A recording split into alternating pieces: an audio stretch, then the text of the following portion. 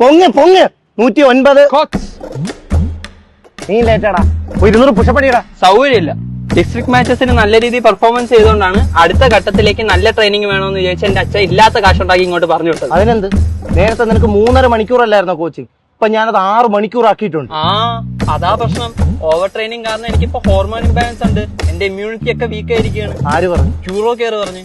കഴിഞ്ഞ തവണ patch screening ചെയ്ത സമയത്ത് എല്ലാം നോർമൽ ആയിരുന്നാണ് ഡോക്ടർ പറഞ്ഞത്. ഇത്തവണ നോക്കിയപ്പോ കുറെ വേരിയേഷൻസ് ഉണ്ട് പോലും. ഹാർട്ട് സ്ക്രീനിങ് അതെന്ന് തോന്നുന്നു.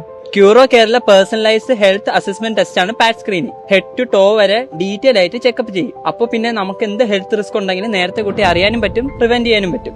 വേരിയേഷൻസ് കണ്ടിട്ട് മുന്നത്തെ ട്രെയിനിങ് പ്ലാൻ തന്നെ ഫോളോ ചെയ്യാനാണ് ഡോക്ടർ പറഞ്ഞത്. ഇനിയും ഓവർ ട്രെയിനിങ് ചെയ്യാൻ നിന്നാ എനിക്ക് ഇഞ്ചുറീസ് വരാൻ ചാൻസ് ഉണ്ട്.